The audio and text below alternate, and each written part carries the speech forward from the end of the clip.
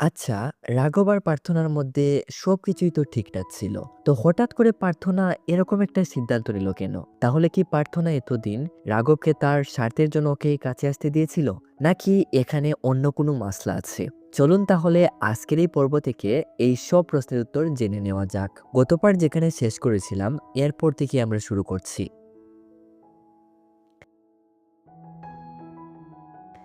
রাঘবের মনটা আজ ভীষণ খারাপ। ছাদে বসে একা একাই ড্রিঙ্ক করছিল। কিছুক্ষণ পর এখানে দীক্ষাও আসে। রাঘবের মন খারাপ দেখে জিজ্ঞেস করে, কি হয়েছে রাঘব?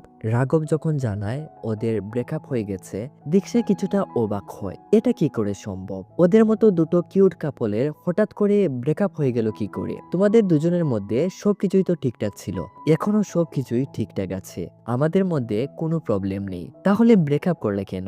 আমাদের যখন একে অপরের প্রতি ভালো লাগা ভালোবাসা তৈরি হয়, শুরুতেই প্রার্থনা আমাকে কিছু শর্ত দিয়েছিল, যেগুলো মানলে ও আমার সাথে প্রেম করবে। আমিও তখন হ্যাঁ বলে দেই, তবে ভাবিনি প্রার্থনা ওর ডিসিশন থেকে এক চুল পরিমাণ নড়বে না। প্রার্থনা আমাকে শুরুতেই বলে দিয়েছিল ও আমাকে বিয়ে করতে পারবে না, ও শুধু আমাকে ভালোই বাসতে পারবে। প্রার্থনার বাবা মায়ের কোনো সন্তান ছিল না।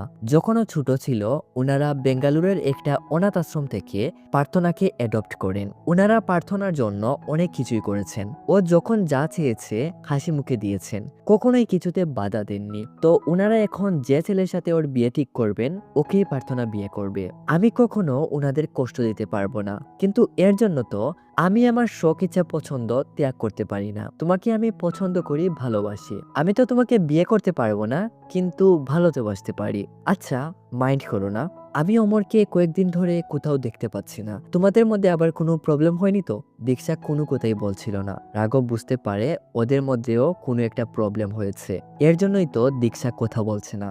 আমাদের বাইরে থেকে দেখে তো মনে হয় সবকিছু ঠিক আছে, কিন্তু ভেতরে ভেতরে কত কিছু যে সহ্য করতে হয়, এটা একমাত্র আমরাই হয়তো ভালো জানি। তুমি যদি বলতে চাও তো বলতে পারো, না বলতে চাইলে কোনো সমস্যা নেই। বলতে আমার কোনো সমস্যা নেই। অ্যাকচুয়ালি অমর খুবই সেলফিশ একজন মানুষ। আমাদের যখন প্রথম দেখা হয়েছিল, একজনের সাথে আরেকজনের ভালো লাগা ভালোবাসা তৈরি হয়, আমি বুঝতে পারিনি। কিন্তু লিভিনে থাকার পর আমি ওকে চিনতে শুরু করি। শুরুর দিকে আমি অ্যাডজাস্ট করে নিয়েছিলাম, কিন্তু এভাবে কতদিন? ঘরের সব কাজ আমাকে একাই করতে হতো। পার্টনার হিসেবে ওরও তো উচিত আমাকে সাহায্য করা, কিন্তু ও কখনোই আমাকে কোনো কাজে সাহায্য করেনি। টাকা পয়সার দিক দিয়েও আমি প্রত্যেক মাসে রেন্ট দিতাম। ডিনারের জন্য বাইরে গেলে বা কোনো কারণে বাইরে গেলে ও আমাকে দিয়েই বিল পে করাতো, আর নিজের টাকা নিজের কাছেই রাখতো। রাতের বেলা আবার নিজের স্বার্থ আদায়ের জন্য ঠিকই কাছে চলে আসতো। তুমিই বলো, এভাবে কি একটা রিলেশনের হ্যাপি এন্ডিং হতে পারে? রাঘব বলে, আচ্ছা এই ব্যাপার, তোমার গ্লাসটা দাও। আবার গ্লাসে ড্রিঙ্ক দিয়ে বলে, নাও, চিন্তা করো না, সব ঠিক হয়ে যাবে। দুজনের অবস্থা একই রকম। দুজনেই আবার একই সিচুয়েশনে সাফার করছিল। দিন যেতে শুরু করে। রাঘব এবার দীক্ষার উপর অ্যাট্রাক্ট হতে শুরু করে। বিকেলবেলা বৃষ্টি আসতে দেখে ছাদ থেকে দীক্ষার কাপড় এনে দেয়। দীক্ষা কোনো কাজ না পারলে সেই কাজে রাঘব দীক্ষাকে সাহায্য করে। এভাবেই দিন যাচ্ছিল। এর মধ্যেই ওদের বাসায় যে দিদি কাজ করেন, উনার বোনের বিয়ে। উনি সবাইকে ইনভাইট করেন। রাঘব যখন জানতে পারে দীক্ষাও যাচ্ছে, ও ওর বন্ধু দুটোকে নিয়ে ওখানে যাবে ঠিক করে। পরের দিন সবাই ওখানে যাওয়ার উদ্দেশ্যে বেরিয়ে পড়ে। 2-3 ঘন্টা জার্নির পর সবাই ওখানে পৌঁছে যায়। আসুন আপনারা, এই দুটো রুম আমি আপনাদের জন্য খালি রেখেছি, আপনারা এখানে থাকতে পারবেন। ও আন্টি গো, ওনারা এসে গেছেন, ওনাদের জন্য কফি নিয়ে আসো। সিন আসে পরের দিন। আপনারা রেডি তো দিদি? দীক্ষা মাথা নাড়িয়ে বলে, হ্যাঁ। এরকম তাকিয়ে আছো কেন? না এটাই দেখছি, তুই এত তাড়াতাড়ি রেডি হলি কি করে? আমি তো মনে করেছিলাম কাল সকাল পর্যন্ত তোর রেডি হতে হতেই চলে যাবে। বেশি কথা বলিস না, এক কাজ কর, ঘাগরাটা নিচে পড়ে যাচ্ছে, ফিতাটা একটু টাইট করে দে তো। এই দীক্ষা, তুই রেডি তো? তুই এরকম ঘাগরা পরেছিস কেন রে? আন্ডারওয়্যার দেখা যাচ্ছে। জিন্সও তো পরতে পারতি। তোর এখানে সমস্যা কোথায়? যেটা বলেছি ওটা কর, আমার কি তাতে? তোর জিনিস তুই দেখাতে চাস তো দেখা। এদিকে দীক্ষাও মনে মনে এতদিনে রাঘবকে পছন্দ করে ফেলেছে। রাঘব যে ওর বান্ধবীর ফিতা টাইট করে দিচ্ছে, ওর ভীষণ লাগছে। রাঘব এদিকে আসো, এই পিনটা লাগিয়ে দাও। রাঘবও বুঝতে পারে দীক্ষাও যে ওকে পছন্দ করতে শুরু করেছে। দুজন দুজনের দিকে তাকায়। ওরে বাপরে, কি মিষ্টি হাসি!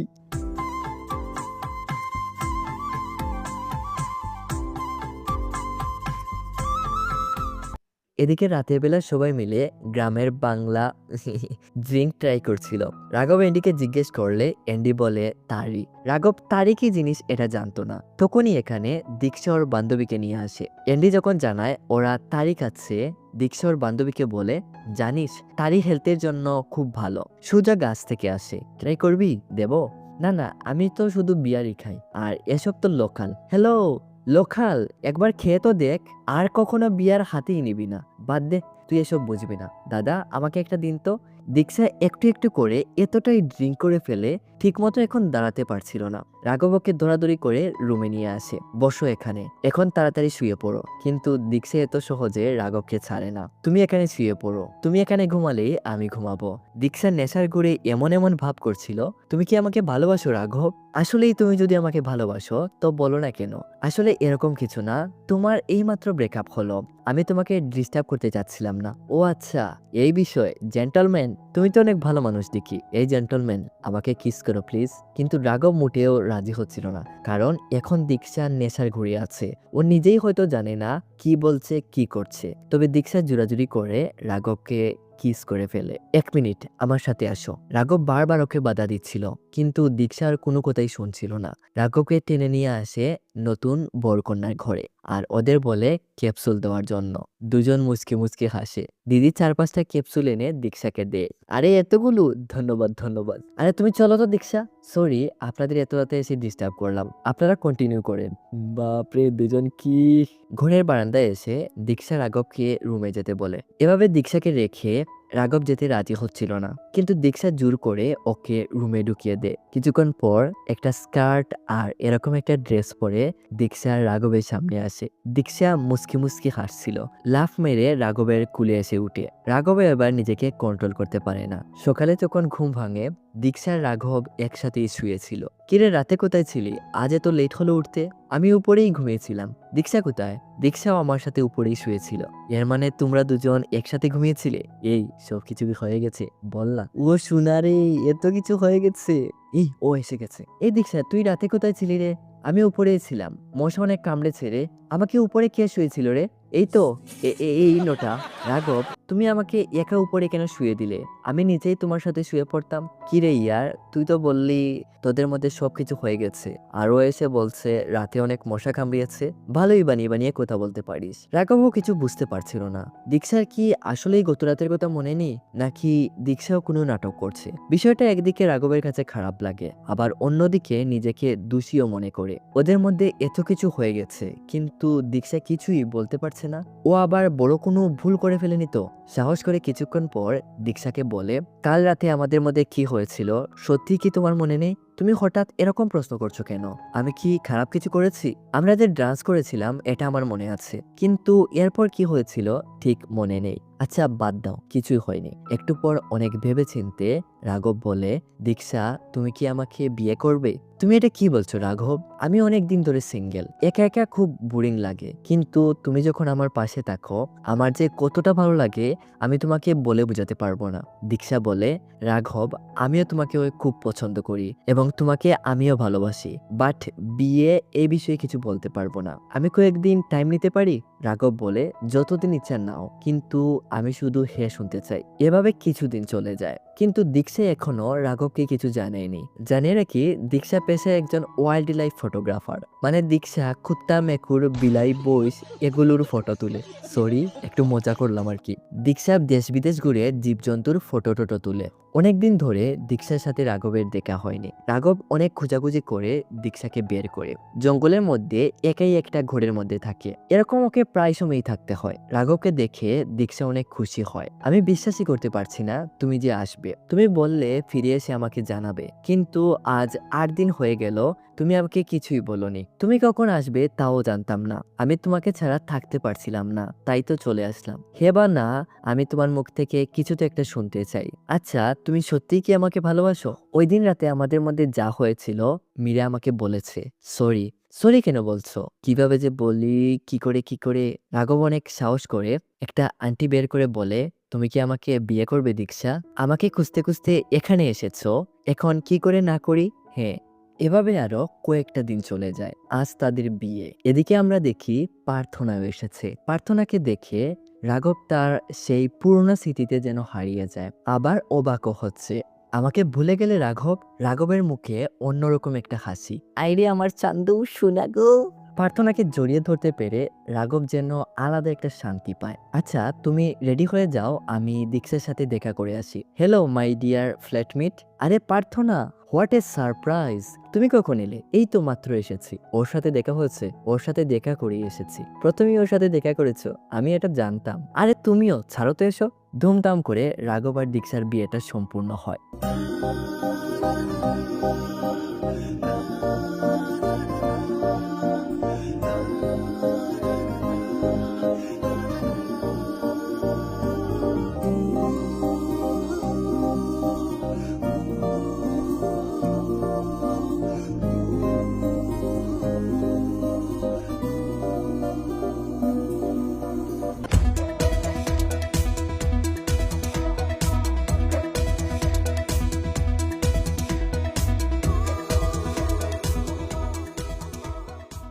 হাসি খুশি আর আনন্দ উল্লাসের মধ্যে দিয়ে এভাবেই কেটে যায় কিছুটা দিন। আজ আবার দীক্ষাকে ফটোগ্রাফি করার জন্য কোনো একটা জায়গায় 10-12 দিনের জন্য যেতে হচ্ছে। রাঘব ওকে রেডি হতে সাহায্য করছে। রাঘব তো চাচ্ছিল না দীক্ষাকে ছাড়তে, কিন্তু চাকরির তাগিদে যেতে তো হবেই। দীক্ষাকে ছাড়া রাঘবের কিছু যেন ভালোই লাগে না। এই তো মাত্র 3-4 ঘন্টা হলো দীক্ষা গেছে। এর মধ্যে 5-7 বার কল করে ফেলেছে, কিন্তু ব্যস্ততার জন্য দীক্ষা ফোনটা রিসিভ করতে পারে না। এভাবেই দিন যেতে থাকে। দীক্ষা ওকে 5-7 দিনের কথা বলে গিয়েছিল, কিন্তু 3-4 মাস চলে যায়, দীক্ষার কোনো খবরই নেই। দীক্ষাকে রাঘব খুব মিস করতে শুরু করে। না ওর এখন ঠিকমতো ঘুম হয়, না ঠিকমতো অফিসের কাজ করতে পারছে। দীক্ষা ফোন রিসিভ করছে না দেখে একের পর এক ভয়েস মেসেজ দিয়েই যাচ্ছে, কিন্তু দীক্ষার কোনো রিপ্লাই আসছে না। এর মধ্যে আবার হঠাৎ করে রাঘবের মা মারা যান। রাঘব পুরো ভেঙে পড়ে। হঠাৎ করে এরকম একটা যে শখ খাবে, এটা ও কল্পনাই করতে পারেনি। এদিকে এনডি, মীরা, তাছাড়া দীক্ষার বাবা মা দীক্ষাকে বারবার ফোন করে যাচ্ছেন, কিন্তু দীক্ষার ফোন বন্ধ দেখাচ্ছিল। অপেক্ষা করতে করতে একটা সময় দীক্ষাকে ছাড়াই সবাই আন্টির শেষ কার্য সম্পাদন করে। রাঘব এখন পুরোই একা হয়ে গেছে। এর মধ্যে দীক্ষাও যে একটা ফাইজলামি শুরু করেছে। মুকুন্দ আর দীক্ষার বান্ধবী মীরা এখন রাঘবের বাড়িতেই থাকছে।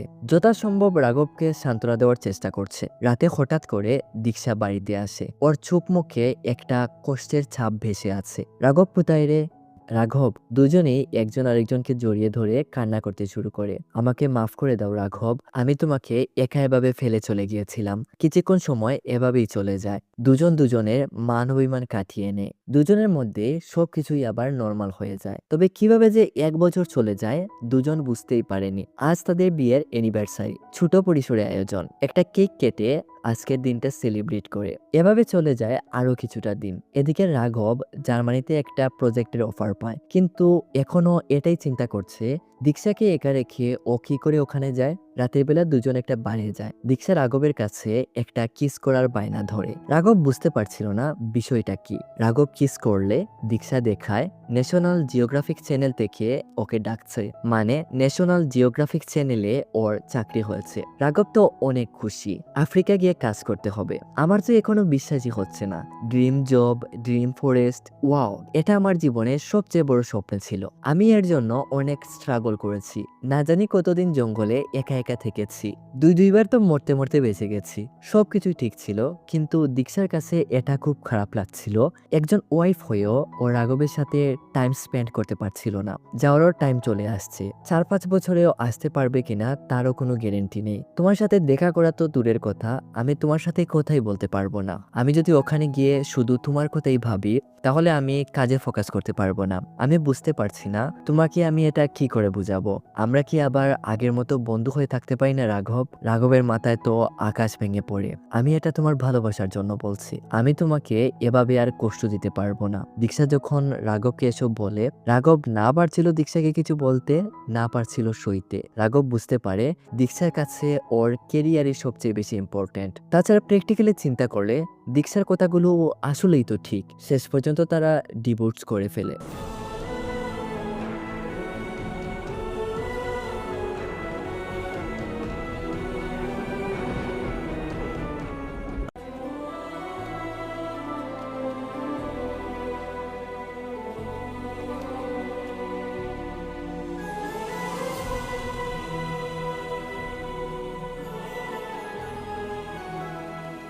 দুজনের ভীষণ কষ্ট হচ্ছিল, কিন্তু এছাড়া যে তাদের কিছু করারও নেই। রাঘব পুরো ভেঙে পড়ে, কিন্তু বাস্তবতা যে মানিয়ে নিতে হবেই। দীক্ষা চলে যায় আফ্রিকা। এদিকে রাঘবও আজ এসে জার্মান ওই প্রজেক্টে জয়েন করে। 6 মাস এভাবে চলে যায়। এই 6 মাসের মধ্যে তাদের দুজনের মধ্যে কথা তো দূরের কথা, কেউ কাউকে একটা টেক্সট পর্যন্ত করে না। যত সময় যাচ্ছিল দুজনেই একে অপরকে মিস করতে শুরু করে। দুজনেই মনে করেছিল সময়ের সাথে সাথে সবকিছু হয়তো ঠিক হয়ে যাবে, কিন্তু কিছুই ঠিক হয় না। উল্টো একে অন্যের প্রতি টান বাড়তে থাকে। সিন আসে আফ্রিকা। দীক্ষা রাঘবকে বলে তো দিয়েছিল সময়ের সাথে সাথে সবকিছু ঠিক হয়ে যাবে, কিন্তু রিয়েলিটি ইজ ভেরি ডিফারেন্ট। যে জবটা পেয়ে আমি এতটা এক্সাইটেড ছিলাম, জবটা জয়েন করার পর ওই এক্সাইটমেন্টটা কেন জানি পাচ্ছি না। আমি রাঘবের সাথে কাটানো দিনগুলো যখন মনে করি, একটু বেশি এক্সাইটেড ফিল হয়। কত সুন্দর ছিল আমাদের ওই দিনগুলো। এখনো দীক্ষা ভাবে, যদি একবার রাঘব ফোন করে বলে ফিরে আসো দীক্ষা, আমি তোমাকে ছাড়া থাকতে পারছি না। এভাবে আরো 6 মাস চলে যায়। হঠাৎ একদিন রাঘব দীক্ষাকে ভয়েস মেসেজ পাঠায়। ওদের বিয়ের আজ 2 বছর পূর্ণ হলো। দীক্ষাকে উইশ করে, আমি তোমাকে খুব বেশি মিস করছি। তোমাকে ছাড়া নিজেকে বড় একা মনে হয়। তুমি কি আমার জীবনে আর কখনোই ফিরে আসবে না দীক্ষা? দীক্ষাও তো রাঘবের এই কথাটা শোনার অপেক্ষায় ছিল। শেষ পর্যন্ত তাদের ভালোবাসার জুড়ে আবার দুজনে একত্রিত হয়। কয়েক ঘন্টা জার্নির পর দীক্ষা আবার ফিরে আসে। ওর স্বভাব তো জানেনি, বেগের মতো লাফ দিয়ে কুলে ওঠা। লাফ মেরে রাঘবের কুলে উঠে। আর এইরকম একটা সুন্দর মুহূর্তের মধ্যে দিয়ে আমাদের আজকের মুভির এক্সপ্লেনেশন এখানেই সমাপ্ত হয়ে যায়। তো আজকের এই মুভির এক্সপ্লেনেশন আপনার কাছে কেমন লাগলো অবশ্যই কমেন্ট করে জানাবেন। আর চ্যানেলে নতুন হয়ে থাকলে সাবস্ক্রাইব করে পাশে থাকবেন। তো দেখা হচ্ছে নতুন কোন ভিডিওর সাথে। ততক্ষণ পর্যন্ত নিজেদের খেয়াল রাখবেন, সুস্থ থাকবেন। ধন্যবাদ।